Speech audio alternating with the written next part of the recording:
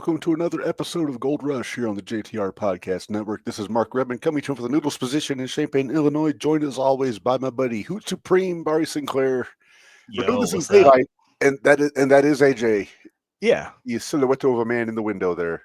exactly. He's cleaning off the shifter robe. Yes.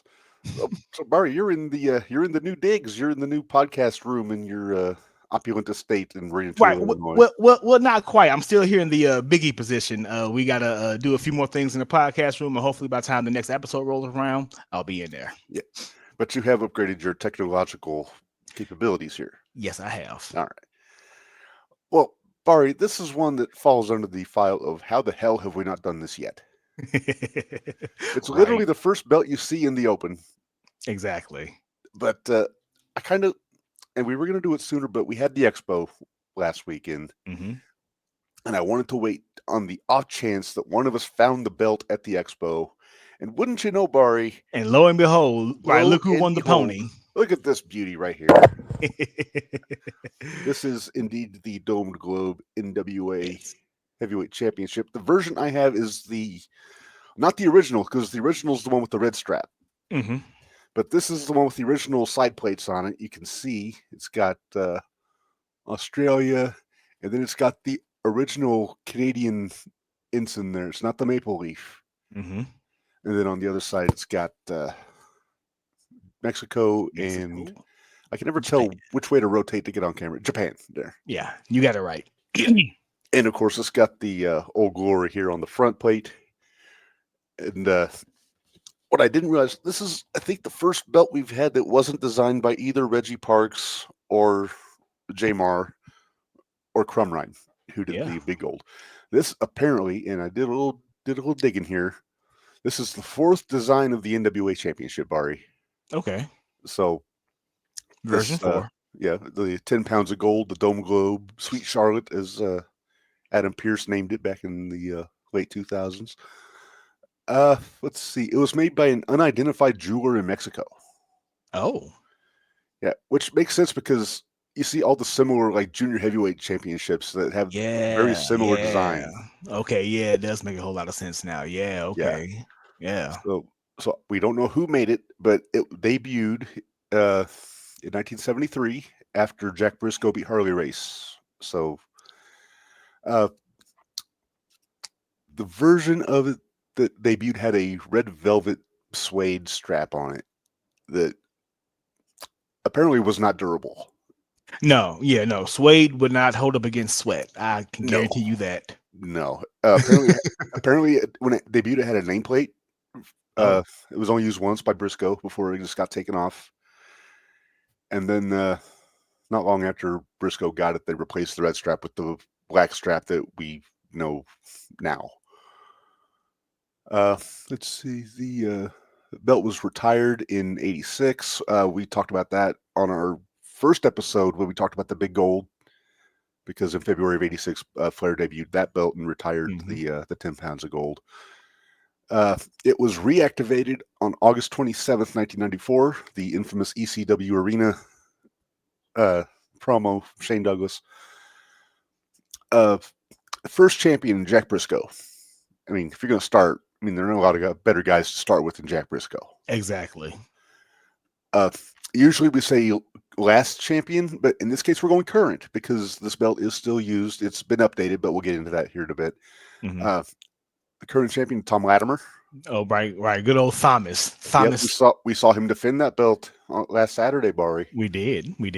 Against the mighty Heath Slater. Most reigns is a tie. Harley Race and Ric Flair both have 7. That's including like the unrecognized title switches like in Singapore or overseas when they would go on tour. The longest reign, I was a little surprised by this. Dan Severn had the longest reign. Really? 1,479 days. Oh, wow. Almost 3 years. Just 400 days more than the next highest, which was Nick Aldis. Wow. Shortest reign, we kind of alluded to it, Shane Douglas. Less than 1 day. Okay, less than 1 hour. His choice. 1 minute. I'll give it 5 minutes. That was kind of a long promo. Okay, yeah. We'll say 5 minutes, yeah. Yeah. So yeah, here's a little bit of a better look at the belt on the screen. Yeah, you see, it's got the Australia side plate there. It just looks like a World Heavyweight Championship should look. It does. It stands out from all the rest of the belts, Mhm. and it feels like it means something. Yeah. One of these days, we need to talk about the U.S. title from the early 80s because it had a very similar design to this, Yeah, but it was silver. yeah. When Nick Aldis got the belt in 2013, I think it was, just a quick double check here because I don't want to get my facts wrong. Thank you, Wikipedia. 2017. Wikipedia. I was off. Okay. But in 2017, he changed the side plates. He took the Australia plate came off, and he requested for the UK flag. So there's a British flag on there now. Yeah. And they updated the Canadian flag to the modern maple leaf. To the maple leaf, yeah. Yeah. But that's the only significant changes that have been made to that belt over the last 52 years, give or take. 51 That's and change, crazy. we'll say. Yeah, that's crazy. All right. Well, let's get into it because we got a lot of names to go through here, Bari. So let's get into our championship history. And I got to have my list because there's several of these guys that held this belt more than once. But so start off. There's the original red strap with Jack Briscoe, and it looks flimsy. I'm sorry. I love this belt. That strap looks like it looks like somebody took a damn weight belt and cut it in half the long way. I can't get over how skinny the ends are. It's like I would imagine it has a buckle, not snaps. Like yeah, that's what it looks like. Yeah, it's got buckle. Yeah, it's a buckle. The strap itself, the red, reminds me of in the mid 2000s. You probably don't remember this. The NWA had their World Women's Championship, and it was held by Mischief. I don't know if you remember her or not. I don't. I'm not familiar. She was like one of the. She was a crazy character. She was married to Michael Elgin for a while. Okay. But her gimmick was everything was green, like black and green. That was her colors. She had her hair was green and all the stuff, and the belt was purple. Like the strap was a purple strap. So she put like this green strap over it, but it looked like it was just zipped on.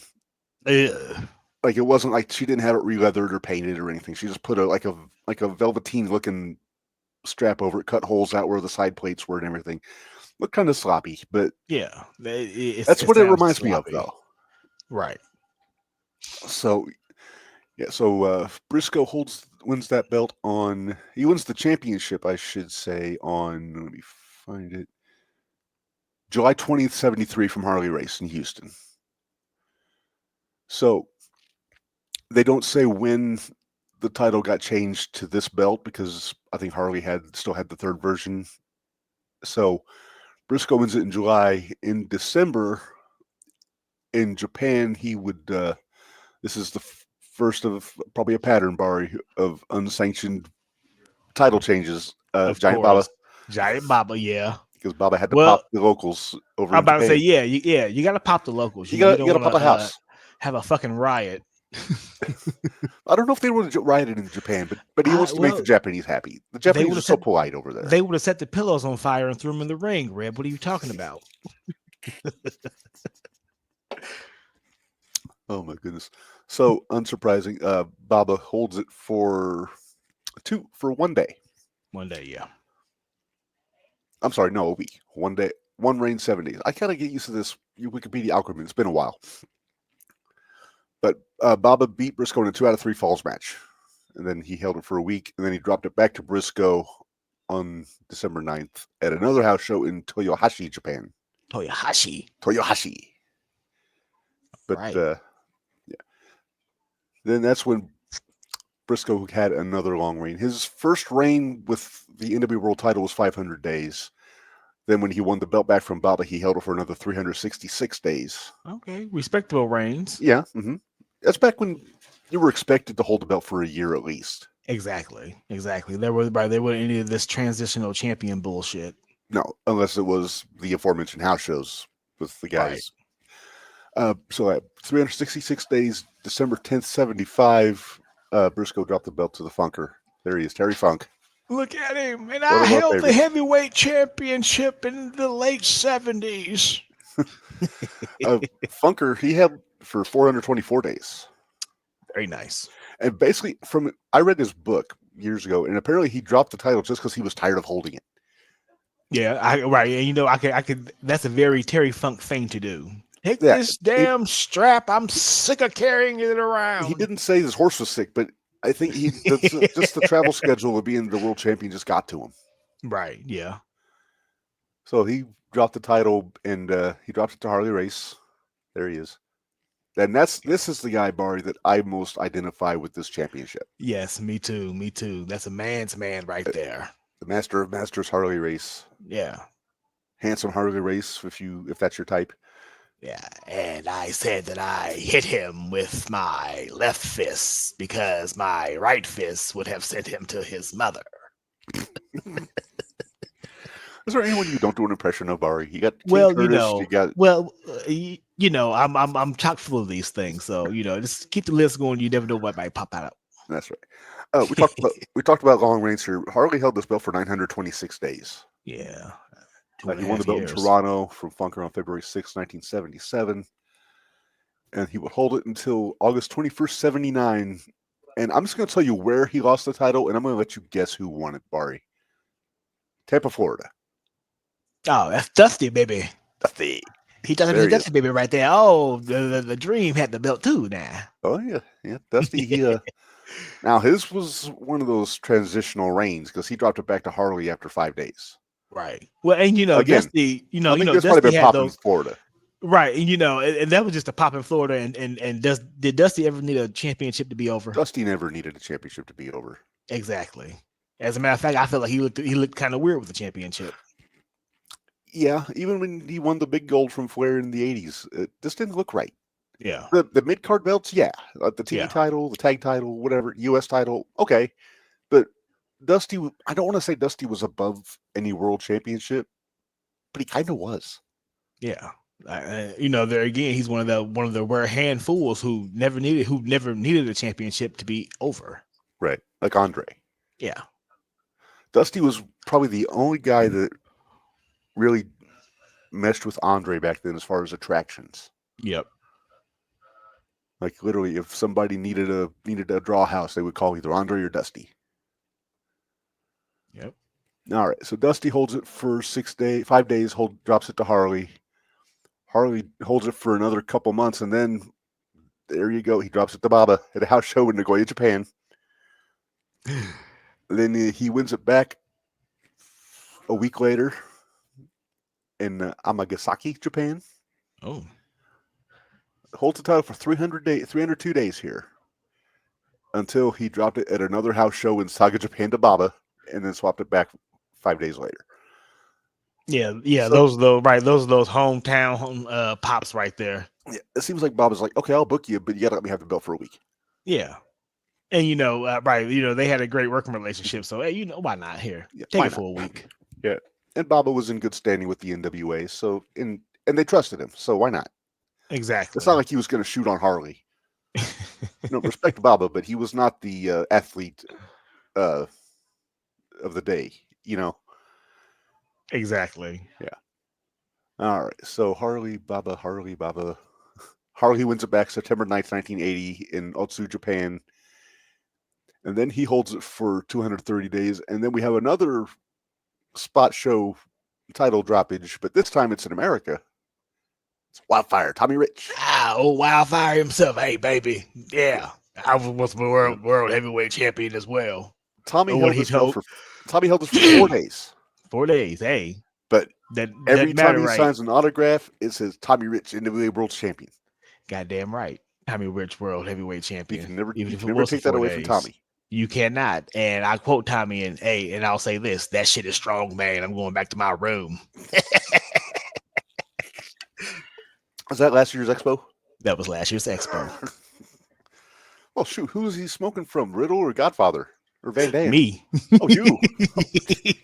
Oh, you tapped out Tommy Rich. I tapped out Tommy Rich. Next time we find out if he's going to be at the Expo, you need to wear a t-shirt that says, I tapped out Tommy Rich. I will. And then when he asks you, you tell him, hey, you borrow some of my recreational goodies. Exactly. You partook. Yes. Like I said, Tommy holds the belt for 4 days, drops it back to Harley at a house show in Gainesville. These are all house show title changes here. Because, again, not a lot of pay-per-views. Well, no pay-per-views. But Harley wins it back on May 1st, 81 in Gainesville, drops it back to Dusty in June at a house show in Atlanta. So not in Florida this time. And Dusty got a little more time with this. He had an 88-day run with the belt here. Almost 3 months. Almost. Until September 17th, 1981 in Kansas City. And it's the first time we're mentioning him. Nature Boy, Ric Flair. Nature Boy. Styling and profiling. Number one of, they say 16. I think it's more along the lines of 21. Yeah. This match, Bari, Ruthez was the referee. Really? Yeah. He never held this Dome Globe belt, but he held one of them for like 9 years. Exactly. Flair said in his book he was not happy with this this match or this first title run because it was in Kansas City, which it wasn't in Carolinas, which would have been bigger for him because they know him in the Carolinas. They didn't know him that well in Kansas City. Dusty wasn't really a big deal in Kansas City. It was Harley's territory. So it just seemed like he said that that title win was kind of lackluster because the reaction wasn't there. And I think somebody stole his robe after that match, if I remember his book. So, well, yeah, I guess that would.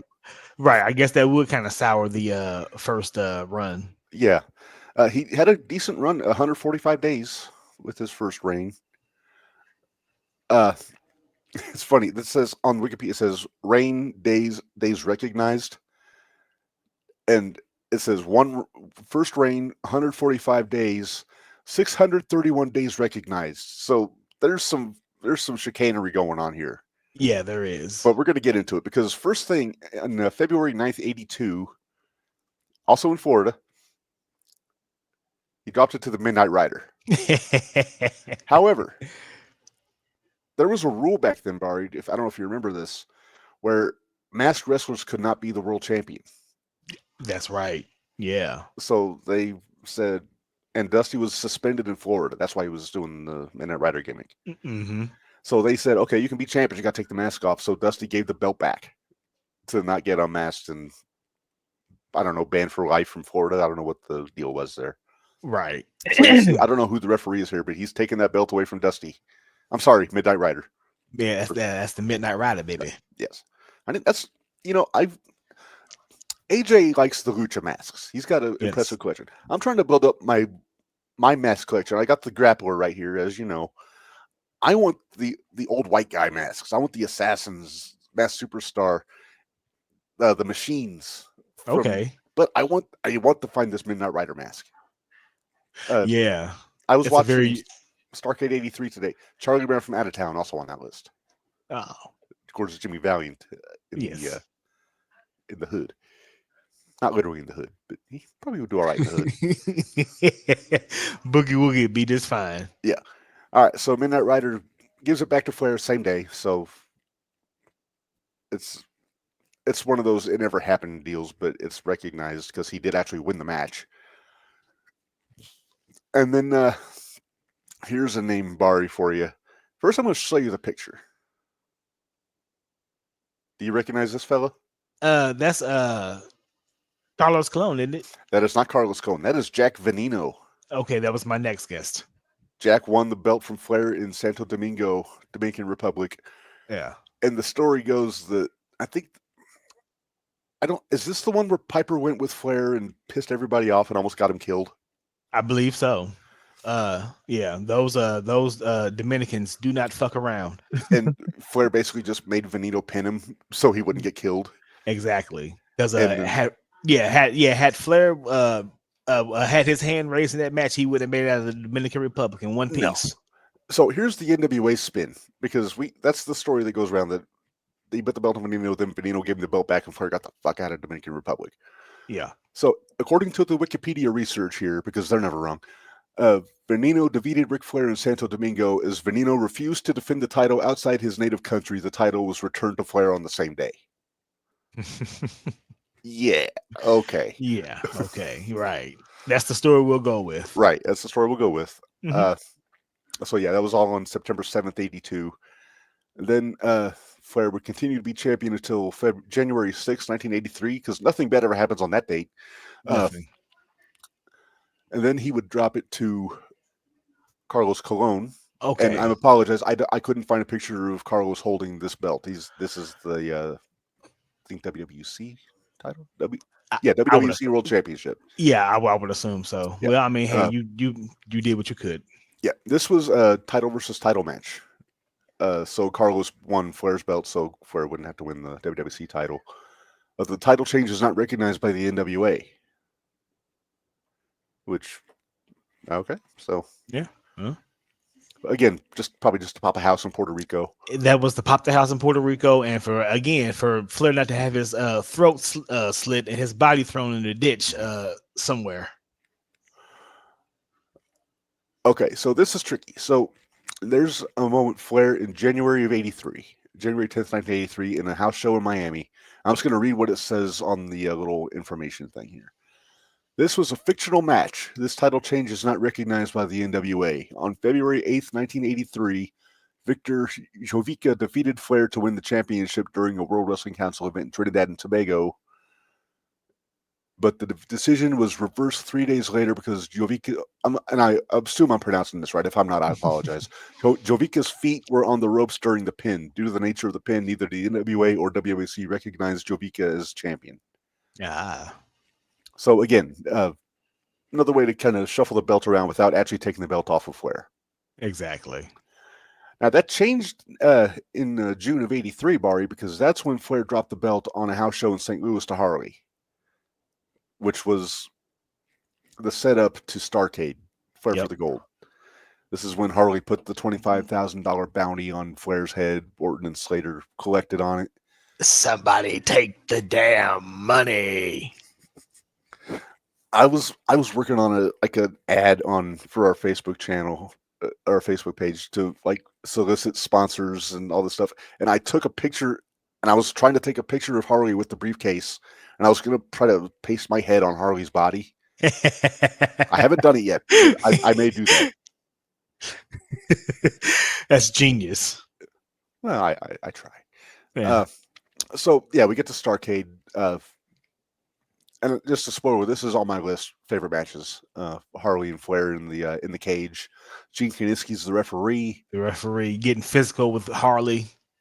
I think he may have broke his ankle in that finish, because I don't know if you remember that, Bari, when they do Flair did the crossbody off the top, and when Harley rolled back, I think he rolled over Kiniski's ankle. Yeah. Oh, yeah. Okay. Because yeah, Kiniski's holding that leg while he's counting. So I don't know. He might have got hurt in that match. He probably did. Yeah. So that's Flair's second official title run here, not counting the 5 or 6 phantom title changes across the world. But speaking of which, Wellington, New Zealand, March 20th, 1984, he drops it to Harley. This title change not authorized by the NWA. This title change was recognized by World Championship Wrestling from 93 till 2001 and has been occasionally recognized by the NWA since 2015. I think this is the run when they decided Harley and Flair decided to do this. It wasn't whoever promoted the show.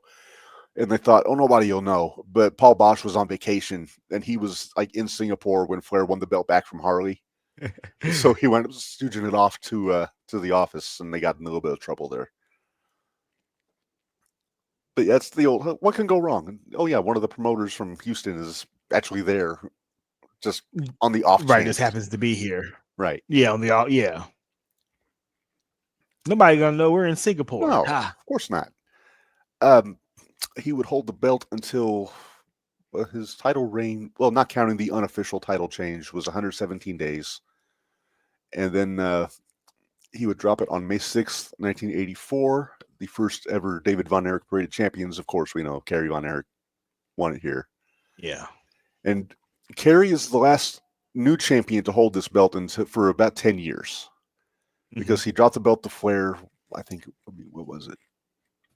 18 days later in Japan. Now the story goes, Bari, and I've seen pictures of the belt, but I don't know if it's the same belt that Flair had like years later. That he engraved his initials into the globe, Yeah, I remember which hearing about kind of that. rubbed me Yeah, the wrong way a little bit. Come on, Kerry, don't do that. exactly. But He I'm probably was curious, high off his balls, and probably. But yeah. I know I think that belt is either Flair has it or it was like donated to the main like Triple H's office in WWE, like it's like in a frame or something. And I'm curious if that's the belt that Kerry engraved his initials on. Now I want to know too. Yeah. If we ever get a chance to meet Triple H, that's what I'm asking. Yes. So yeah, Kerry drops it back to Flair. Then Flair holds the belt through July of '86, and in that time is when he switched the belt to the big gold. So that's the end of that era, the original era of this belt. And we're going to fast forward a little bit to the National Wrestling Alliance / Pro Wrestling Organization LLC period, which is the Dennis Coralluzzo days. Good old Dennis Coralluzzo. And they had the big tournament to crown a new NWA champion on August 27th, 94. Eastern Championship Wrestling, Bari, offered to host the tournament at the ECW arena. Todd Gordon and Paulie were pulling a fast one on old Dennis Coralluzzo. All the while, nobody knew it. And Shane Douglas wound up winning the tournament. And then he cut the promo where he put over how pretty the belt is, which it is. Then throws it down, declares himself the ECW World Heavyweight Champion. Then, like a few days later, Todd Gordon withdrew ECW from the NWA. That's when he named it Extreme. The rest is history. Yeah, the rest is history. And boy, did they take old Dennis for a freaking ride. They played him for a fool, man. Played him for a fool. I don't think he ever forgave Todd Gordon for that. Yeah, no, I don't think so either. Or Paulie, for that matter. But yeah. So Shane basically wins the belt August 27th, forfeits it August 27th. They wind up having another tournament in November 19th, 94 in Cherry Hill, New Jersey. I think it's another one of Coralluzzo's territories. And another triple threat guy, Chris Candido, won it. Yeah. He was like 22 when he won that belt. Yeah, he was a baby. He's a pup. And then there's Tammy, of course. He beat Tracy Smothers in the finals of the tournament. So I wonder if that match maybe got Corny's attention on Candido to bring him into Smoky Mountain. Could have been. I'm curious. I don't know that that's actually the case. But yeah, so Candido is a former world champion, held the title for 97 days, respectable. Not bad. Then February 24th, 1995, which, if my math is right, would have been my wife's 18th birthday, 17th birthday. In Erlanger, New York, he dropped it to this guy, the Beast, Dan Severn. And who the hell's going to take it off of him? Exactly. Look at that mustache. That's a man who just does not give a shit. Right. That is a man's man who's eating a pound of bacon and drinking a case of beer a day. You know what that is? That's a stretching mustache. Yeah. Severn holds the belt. This is the long reign. This is the 1,479-day reign that he had. He holds it from February 24th, 95 till March 14th, 99. Damn. That's... Yeah. When you look at the years, that really puts in perspective just how long he had that belt for. Exactly. He held it through the NWA invasion angle in the WWF, and at one point he did switch it to a custom belt that I think is the one that he brought on WWF because it was. I don't think they could use the Dome Globe images. Yeah, they didn't have that particular belt. That's the Super Fight UFC title around his waist. And I don't know what the other two are. But the other one is a UFC on his shoulder, and then the one that he's holding, it was from a different promotion, I believe. Maybe overseas. Pancrase, possibly. Maybe so. Maybe we'll have to do more research on the Beast. But yeah, no. And you know, while we're on the topic of Dan Severn, I feel like that the WWF, whenever they had him, they dropped the ball big time. Oh, big time. Like he should have been a badass, whooping ass, and defending his NWA championship and making moves. Yeah. Well, And they definitely dropped the ball with not putting him and Shamrock together. yeah. I mean, I enjoyed the stuff with Shamrock and Owen where Severn was training Owen, but might as well cut out the middleman. Just put those two together. Exactly. All right, so Severn holds the belt till March 14th, 99. In Yokohama, Japan, he dropped it to Naoya Ogawa. Again, if I'm mispronouncing, I sincerely apologize. But that fellow there. And he would drop it after 195 days. And he held it until the 51st anniversary show for the NWA, which was in Charlotte. And there was a three-way match between Ogawa, Brian Anthony, and Gary Steele, who's the guy that won the belt. And I could not find a picture online of Gary. Oh, wow. Yeah. But Gary didn't hold it too long. He held it for a week and dropped it back to Ogawa. And then he held it. He won on October 2nd, 99. He held it till July 2nd, 2000 when he vacated it. Ogawa vacated the championship to focus on training for his scheduled but later canceled mixed martial arts fight against Hickson Gracie. So they wind up having another tournament in Tampa. And Mike Rapata, do you know this name, Bari? Because he's new to me. Mike Rapata. Yeah. Don't know him. Okay. Don't having a clue who that man is. Well, you know who he beat in the finals of the tournament. He beat Jerry Flynn. Oh. Mr. Thunder. Yeah. That's saying something then, right? That's right. Somebody was big on this kid, and we don't know who the hell he is. Right. Was Mike Graham booking Florida back then? Or was it Dusty? Possibly. Dusty might have been booking Florida. Yeah. But Rapata, he held the belt for, let's see what the days were, 56 days. And then he dropped it to a guy we do know, which is Sabu. And he and Rapata traded it. Rapata won it back a month later in Nashville at Christmas Chaos. I'm not sure what promotion it was under, but yeah. So Sabu Rapata switched it back and forth, and then Rapata would drop it to Steve Corino. There we go, Mr. That Old fella. School. Yeah. Yes. And Corino held it for 172 days. And the title was held up. Corino never officially lost the title. It was the championship was held up after a Corino versus Shinya Hashimoto title match ended in a no contest due to Corino being unable to compete after sustaining a head injury. Now, if it's me, that means that Hashimoto's champ. Yeah. Yeah. This was at the 53rd anniversary show in St. Petersburg, Florida. It wound up going to a round robin challenge, which we saw a little bit of Ring of Honor back in the day, but this is before that in McKeesport, Pennsylvania. There's a three-way round robin challenge between Gary Steele, Corino, and Hashimoto, and it was where each guy would wrestle each other, and whoever won the most would win the thing, and it wound up going onto Hashimoto, who was kind of Corino's mentor in Japan. Hashimoto ran 0-1 in Japan. In Japan, yeah. Yeah. He was one of the four pillars of New Japan with Chono Muda and Kawada, I believe. No, not Kawada. Because Kawada was the All Japan guys. Maybe it was like, I forget. I'm going to get roasted on this in the comments if I don't have it right. But anyway, it was Hashimoto, Muda, and Chono were the main three guys. So, then he would drop it back to Severn after, where's my days? After 84 days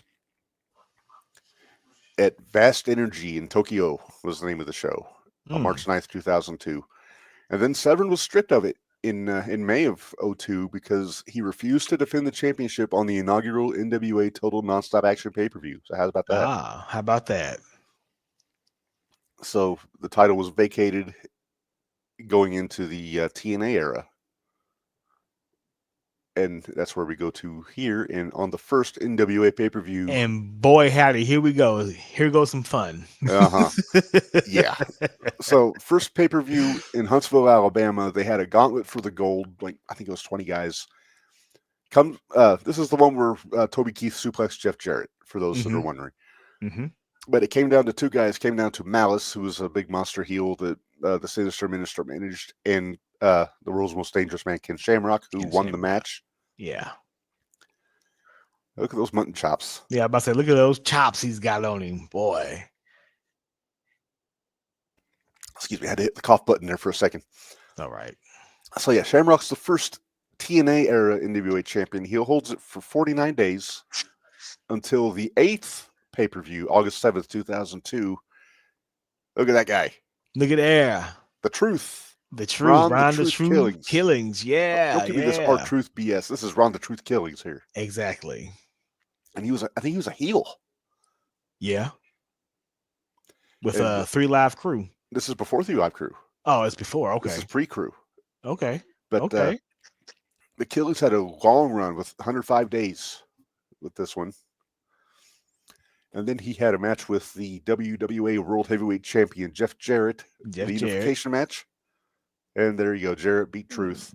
And we knew it was happening eventually. Because you couldn't put it on him first, basically. Right. Because it was his company. It would be shady if he was the first guy to hold the belt.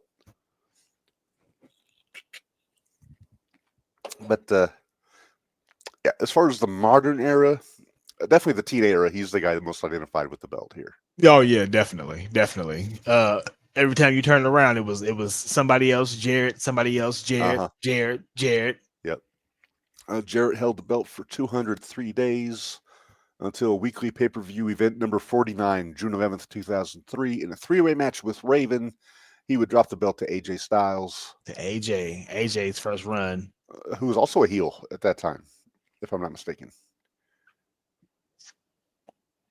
Yep. Maybe. Because Raven was a babyface. Because this is the one when like Sandman, Credible, and Saturn all came out and beat him up. Like they were the Extreme Revolution in TNA.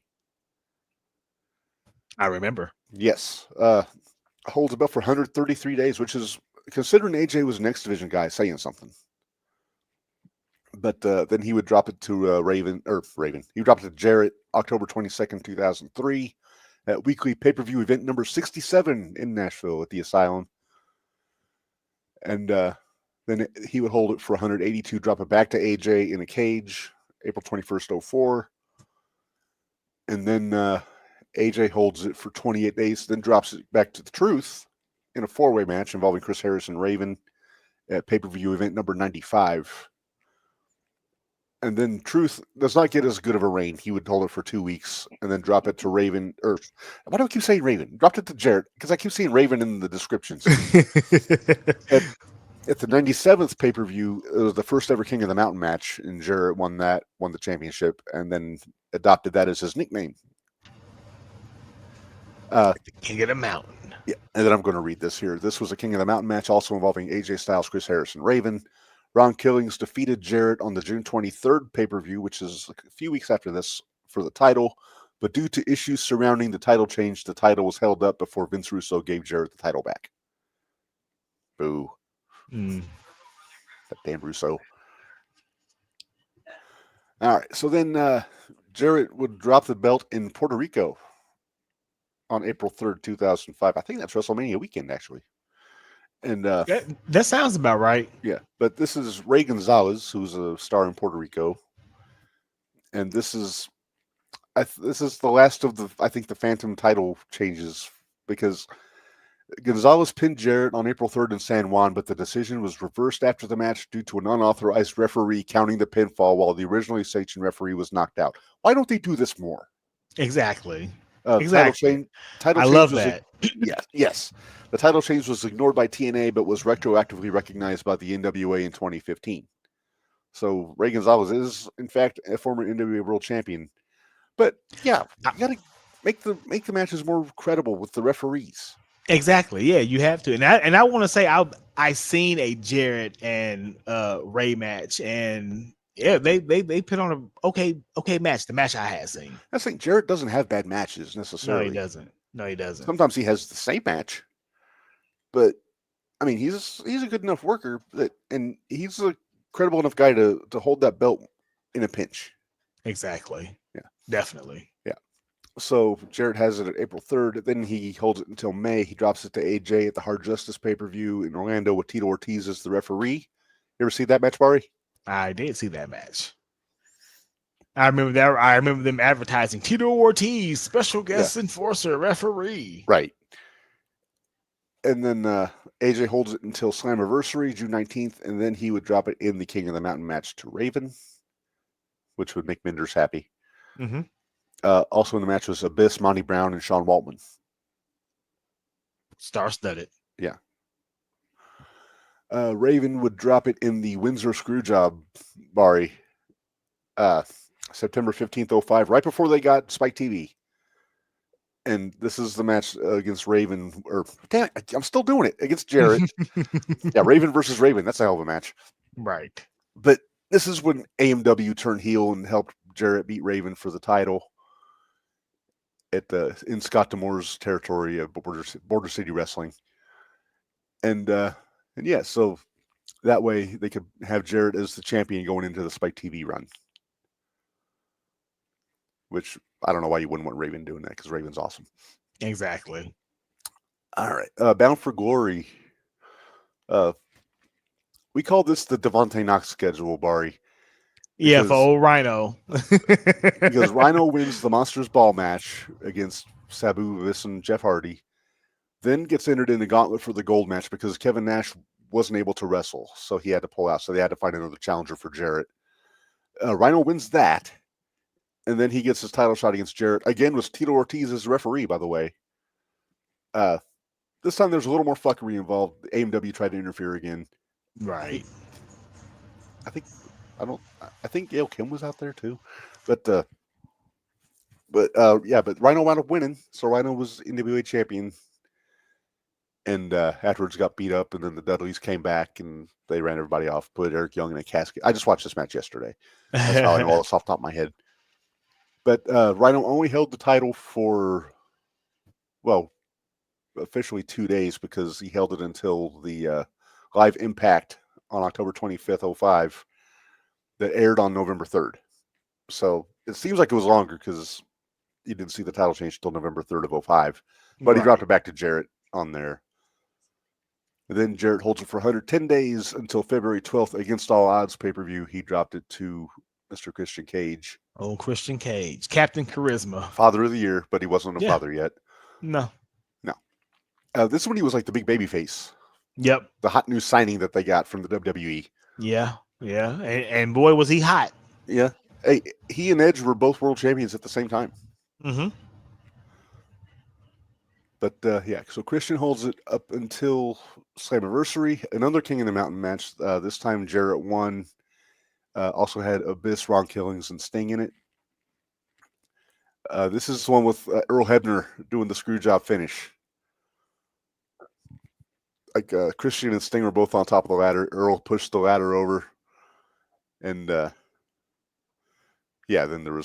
that's the night that Cornette debuted as the new authority figure. Authority figure, yeah. So then he fired Hebner, made Jarrett. He let Jarrett keep the belt, but then made him defend it against Sting at Bound for Glory. I think it was what they said. Been a while. So fast forward, Jarrett goes to Bound for Glory and faces Sting. Kurt Angle's the outside enforcer. This is his debut in TNA. Title versus career. Sting put his career on the line for like the 8th of 20 times in his career. And then Sting won this belt for the first time. It's not his first time as NWA champion, though. Right. But this is actually the first TNA pay-per-view I paid for. Really? Yeah, I was intrigued.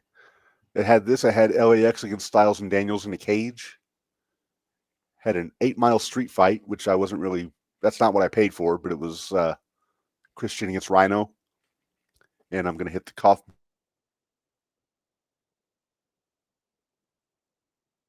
Gesundheit. I'm almost over this, I promise. I'm doing better than I was earlier this week. Right. So Sting's the champ here. He holds it for 28 days until the Genesis pay-per-view on November 19th, 06.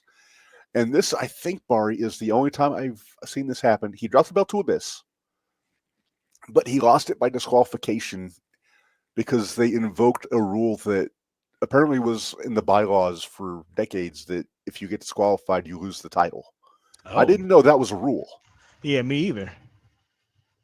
I mean, they made that a special stipulation in the Kerry Flair match in Dallas that if Flair got DQ'd, he lost the title. But I didn't know it was like an actual like bylaw that if the champion gets disqualified, he loses the championship. But they invoked it on here, I guess, so they wouldn't pin Sting, keep him strong. I get it. Yeah. But yeah, Abyss, he holds it for 56 days. And I guess they had that rule, but they waived the masked wrestlers can't hold the world title rule.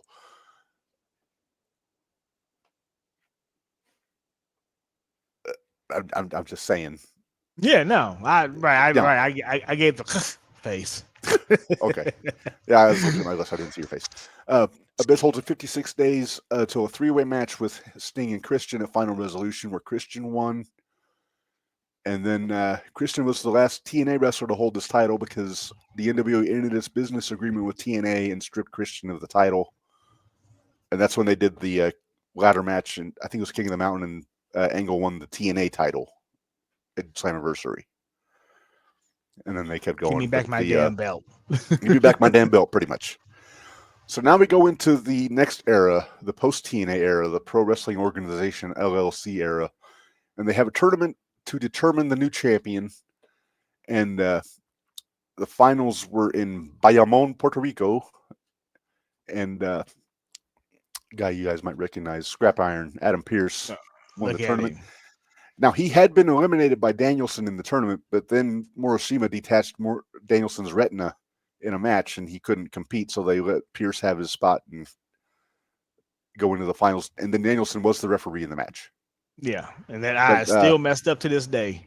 Yep, but Pearce beat Brent Albright in the finals of this tournament. The former Gunner Scott for you SmackDown fans in 2005. But I was always a big Brent Albright fan, and Brent won the belt in August of 2008 at Ring of Honor's Death Before Dishonor 6 in New York. Get that picture up. There he is. And at this point, Pearce had brought back the red strap, but it was an actual red strap. It wasn't velvet. Exactly. No crushed velvet. And I've asked Pearce this on in his he has a Q&A on his Facebook page, and he doesn't know what happened to that belt. It's somewhere lost to the ether. Yeah, so somebody has that. Yeah, because Albright won the belt, then he dropped it back to Pearce. So Pearce got the red strap back. So I don't know if it went to the next guy or not, but Albright held the title for 49 days, dropped it back to Pearce at Glory by Honor 7th in Philly. And then Pearce would drop it 35 days later to Blue Demon Jr., this guy here. And there he's got two belts. One of those is, I believe, that might be both versions. That might be the black strap and the red strap. Because I see the American flag on both of them. Yeah, me too. So I'm going to assume that's what it was. So maybe Demon has it. You never know. Or whoever promotes his was it AAA? I think he was. Oh well, if it went to AAA, then it got held up in a shicey dice game. Oh, now Bari, we don't know that. Yeah, I've heard things. You've heard things. You have sources south of the border. Yes, I do. I have ears in every corner of the planet. Yeah. Well, Blue Demon held this belt for a long time. He held it for 505 days. Until March 14th, 2010, at a house show in Charlotte, he dropped the belt back to Adam Pearce in a three-way match, also involving Phil Shatter, who you might recognize, Bari, as Jackson Riker from the Forgotten Sons, or Gunner from TNA. Yeah.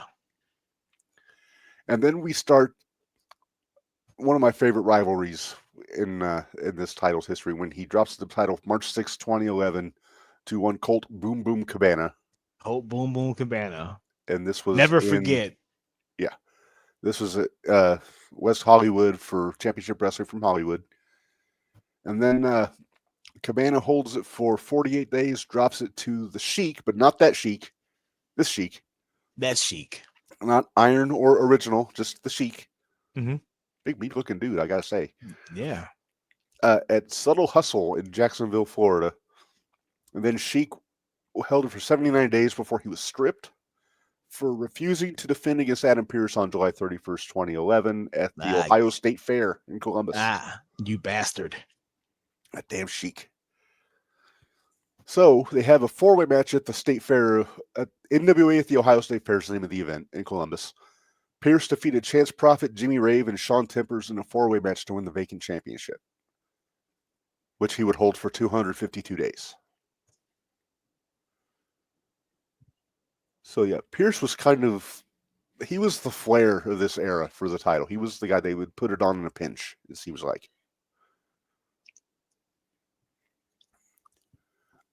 April 8th, 2012, also NWA Championship Wrestling from Hollywood in Glendale, California. He lost it back to Cabana, who holds it for 104 days before dropping it back to Pearce on July 21st, 2012. This aired September 23rd, 2012, so big tape delay. This was a 2 out of 3 falls match and was match 4 of the best of 7 series between Pearce and Cabana, which, if you get a chance, Bari, you need to find that best of 7. I was just going to say I need to find that. During this reign, ownership of the NWA World Championship and the NWA itself was transferred from Pro Wrestling Organization, LLC, to the International Wrestling Corporation. So, a lot of shuffling around, and it's not even done yet because we're going to get to another one here before too long. So, Pearce vacated the title when he left the NWA and resigned as champion after the organization refused to allow him to defend the title in the concluding match of his best of 7 with Cabana. The match did take place with Cabana winning, but both wrestlers refused the title in the aftermath. And this happened in Australia, October 27th, 2012. So November 2nd, 2012, they had an elimination match with a lot of names on here.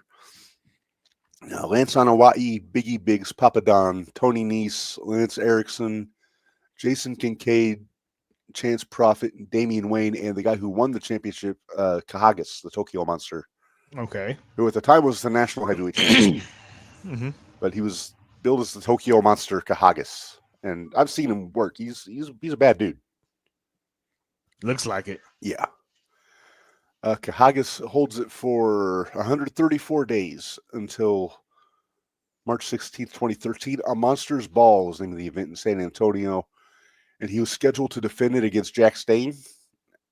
But Jax was injured. So the guy who replaced him won the belt, and that is the Iron Man, Rob Conway. Let's look at him. Get impressive. Get the reference? Isn't that his wasn't it his theme music in that WWF? Was his music. Look at me. Yeah. It was really cheesy sounding. But didn't make it onto my top 10 Tuesday worst entrance musics because it was so darn catchy. Right. So the Iron Man holds it for 294 days. That's a good run with it. Then he drops it to Satoshi Kojima. There he is. The young Kojima-ish. Yeah. He won it at Wrestle Kingdom, number 8 in the Tokyo Dome on January 4th, 2014. Then Belt he looks was good on him too. It does. He dropped it back on June 2nd, 2014 to Conway at the Cauliflower Alley Club reunion show. And then Conway would drop it 257 days later to Kojima's tag team partner, the mighty Tenzan, former NWO 2000 member. Yeah. But yeah, so Tenzan wins it. He holds it for 196 days, starting February 14th, 2015. And then he would drop it to this big motherfucker here, the late, great Jack Stane. Yeah. The original Beast Incarnate. He is fun. He was fun to watch. He really was. He just looks like he's made out of rock. Exactly. Chiseled from stone, but not like ripped. He's just big, thick motherfucker. Yeah. But yeah, we lost Jax last year, which was a friggin' shame because he's awesome. Yeah, Jax won the belt on my birthday, August 29th, 2015. And then he held it for 419 days, so he got a good run with it. That's a real good run. Yeah. He would drop it on October 21st, 2016. This is around the time that Billy Corgan bought the NWA. Which it says here, October 1st, 2017, Billy Corgan's company, Lightning One Inc., purchased the NWA, including the NWA World Heavyweight Championship. During this reign, NWA's licensing model was abolished, and the championship matches were limited primarily to performers under contract with Lightning One. And this is when he dropped the belt to Tim Storm. Yes. I like Tim Storm. Father Time. Not sure what they're doing with him today. These days, he's been Baron Von Storm, like they made him like a Baron Von Raschke character. Which I don't get why they changed his gimmick up. He's well in his 50s. Exactly. I believe he's almost 60. He might be, but he's a school teacher, like in a shoot job. And his mother is still alive too. Yeah, Mama Storm. Yeah. Yeah. But he's the guy when they started doing that 10 Pounds of Gold YouTube series. And they would follow him around all the shows and he'd defend the title and all that. Mm-hmm. And he had the belt for a lot of days, 414 days. So right around the same as Jax. And then he defended it at CZW's Cage of Death 19 on December 9th, 2017. And that's when we get our first look at Nick Aldis as world champion. Aldis, yes. Our esteemed general manager of SmackDown. Yes. And this guy, Nick Aldis, I think, he was the most champion-like. I think he carried himself like a champion more than anybody, I think. Yes, he did. In this era. He was kind of their flair. Yeah, he was. He would hold it until All In, Hoffman's Day, September 1st, 2018. He dropped it to Cody, which he kind of had to. I mean, I popped when they announced this match because I really wanted to see the match, and it was really good. Yeah. But there was no way Cody wasn't winning the world title on All In. Exactly. This is a later picture after he also won the New Japan U.S. title. And there's Brandy. Don't tell her it's open mic night. Please don't. So Cody holds it until, I believe, the 70th anniversary show. October 21st, 2018. Dropped it back to Aldis in a 2 out of 3 falls match. And this is when Aldis holds it. And he carries it through the start of like NWA Power, the YouTube show. And takes it all over the place. Holds the title for 1,043 days at this point. And then he would drop it also on my birthday. On my 40th birthday, he dropped it to Trevor Murdoch. Look at that guy. Just a big old country boy. Pretty much. And I was happy when he became World Heavyweight Champion. Me too. And, he deserved it. Yep, he's a Harley guy. Yeah. And yeah, it's cool to see him hold the belt that Harley held. So, of course, it has been.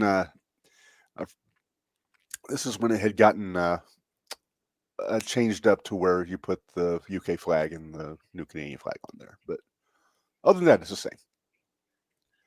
So Murdoch holds it for not horribly long. Holds it till February 12th, 2002.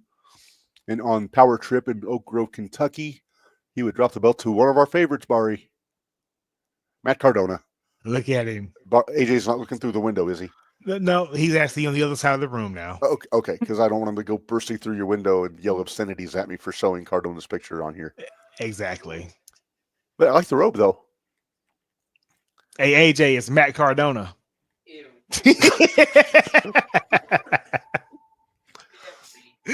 or as AJ and Menders call him, Mid Cardona. Exactly. Yeah, Cardona not popular in our circle of pals here. He is the Council of Hoots, as we call it. Exactly. Cardona had to vacate the title on June 11th, 2022, because he was hurt. That's when he hurt his shoulder. Mm-hmm. And then Murdoch won the 4-way match for the vacant title at the same show. He beat Aldis, Tom Latimer, and Sam Shaw, Dexter Lumis, for those that aren't aware. And then Murdoch holds it for 154 days until the Hard Times 3 pay-per-view in Chalmette, Louisiana. Chalmette. And then he dropped it to our favorite wrestling pundit, Tyrus. Well, yeah. I'll keep my opinions. About Tyrus to myself. Yeah. Yeah. He's a big bastard, though. Yes, he is a big bastard. The belt looked good on him. I'll say that. Yeah. He had like a multi-year run with the TV title before this, so yeah, he did. They were high on him. He had that belt for a while, that TV belt. Yeah, but Tyrus won the title in a 3-way involving Cardona and Murdoch. Then he would hold it for 288 days, which I thought it was longer than that. Then he would drop the belt to EC3.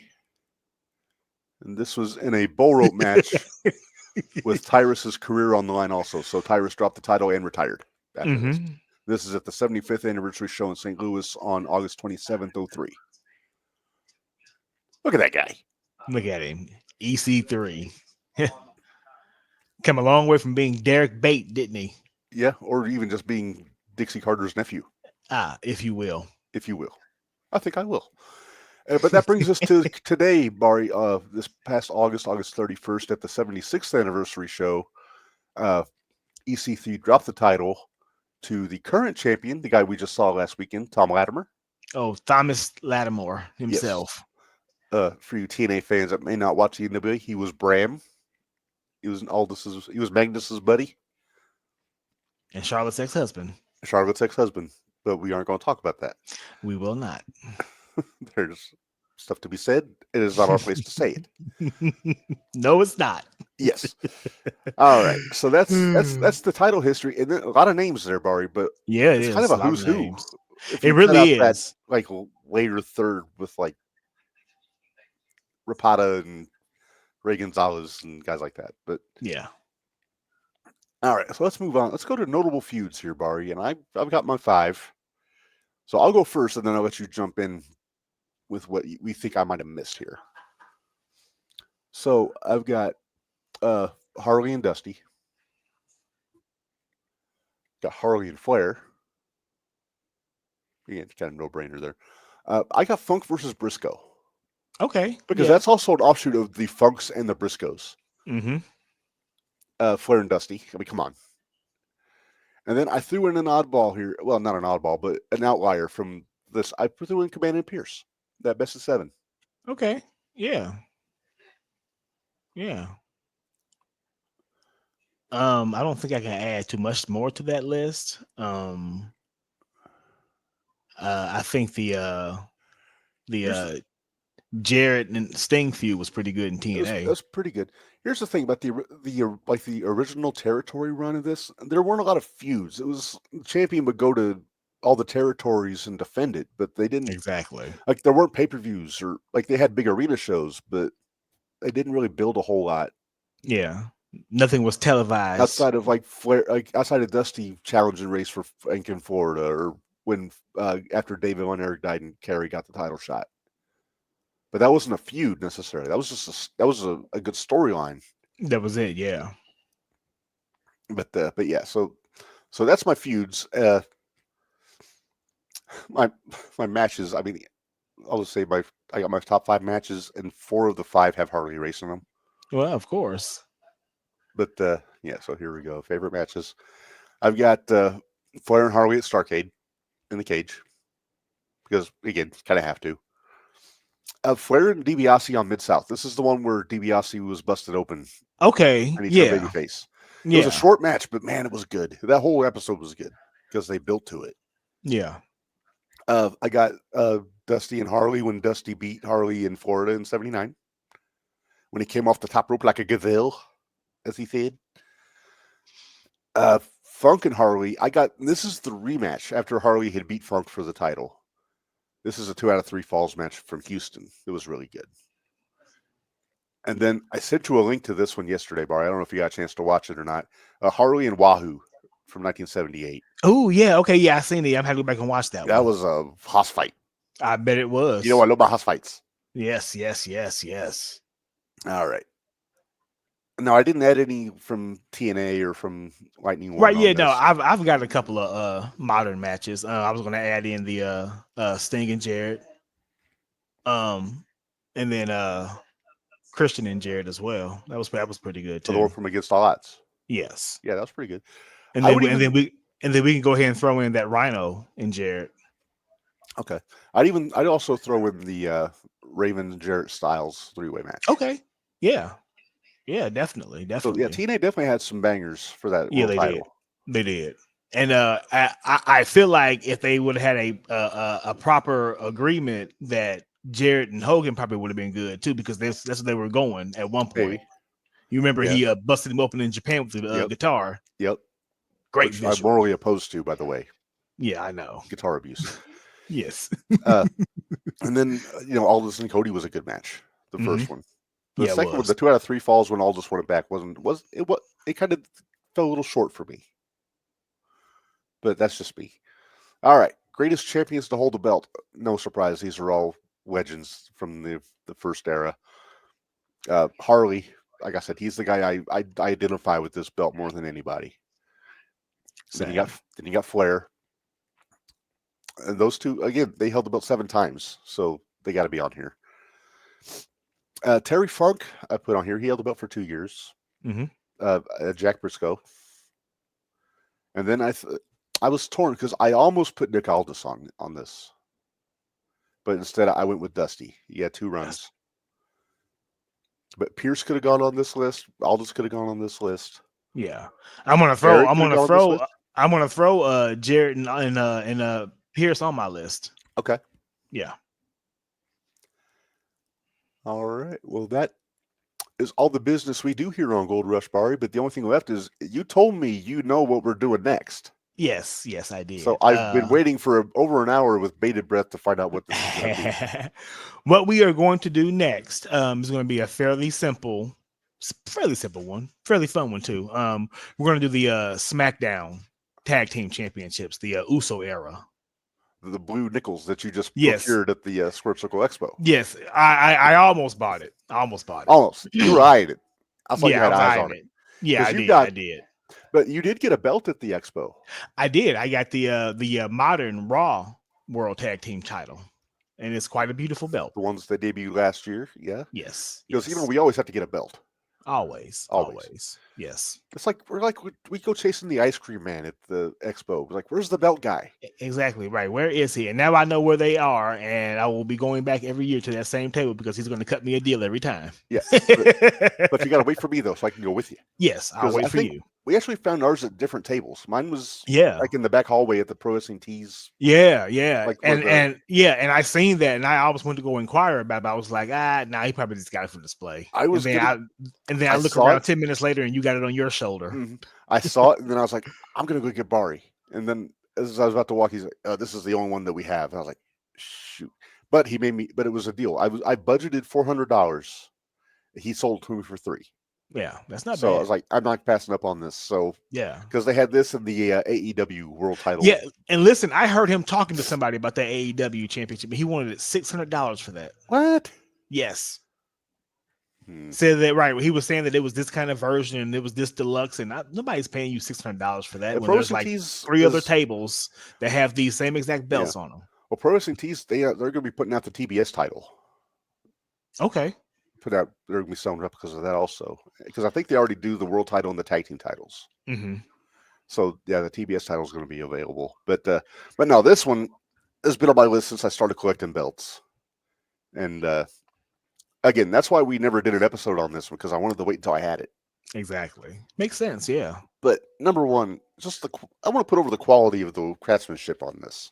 Look how thick that is. Yeah, exactly. That's a $300 belt. It's a 4mm plate. Mm-hmm. It's solid. And then the detail is beautiful. Look at that. Exactly. Yeah. Yeah. World's heavyweight. It's got the S on there too. Mm-hmm. But they didn't have to put no damn apostrophe on there. For my money, it's the championship of all the worlds. Exactly. All of them. Speaking of which, we got to take a brief moment to acknowledge the retirement of the Universal Championship, WWE. Yeah. That belt that Cena has is now just the undisputed WWE Championship. I wish they dropped the undisputed part because it's not undisputed. Right. It's just the WWE Championship. It's the WWE Championship. But yeah, and you almost got one of those at the Expo. I think they had both the red and the blue there. They did, yeah. And the blue was the Roman because they had the Roman side plates. Mm-hmm. That would have pleased AJ. That would have pleased AJ. If I'd have got the blue Roman Universal Championship. How many pictures would he make you take of him putting the finger up? Oh, very many. Very many. Or have you stayed with like Heyman holding it up next to him? Because you are kind of his wise man. Yes. This is true. It is true. All right, Bari, I think we ought to get out of here. So Yeah. We can jump off of here. I got to run to the store and get things for dinner. So, All right. Well, thanks everybody for joining us this week on Gold Rush. Until next time, for Bari, this is Reb. Reminding y'all, life is hard, work stiff. We'll see you guys next time.